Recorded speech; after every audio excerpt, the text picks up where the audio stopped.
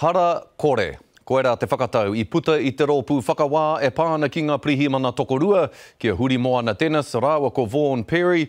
I tō ia nei ki te kōti ki te urupare I ngā hāmene e toru I utaina tūnei ki runga I a rāua mo te kāha ki Taiohi. Kei a Irena Smith, ngā tai pitopito.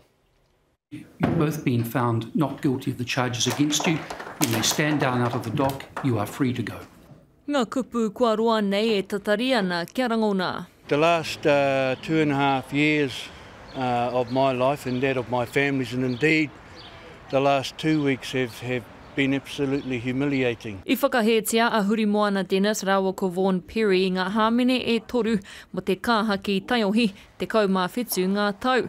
Te mauhere whakataruna iaia me te pana iaia I tēnei whenua ki ahi Tareiria I te tau 2015.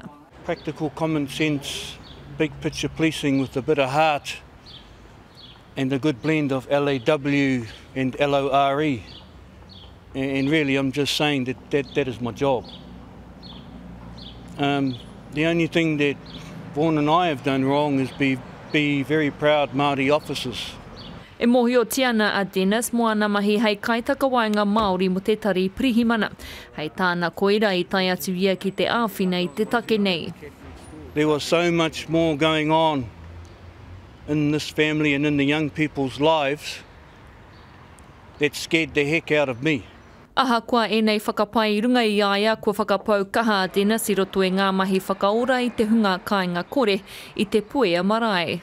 Kia koutou e Ngāti Whātua ki Ōrākei, koutou a te puia e Papa Tom, koutou ngā wātena Māori, ngā whānau whānui I hara mai nei he tiaki mai, he tautoko mai kia māua nei. Ko tana tino hia I nāi nei he whakawherina ki atu ki tōna whānau, me te anga atu ki ngā rā kei mua I aia. Irena Smith, Te Karere.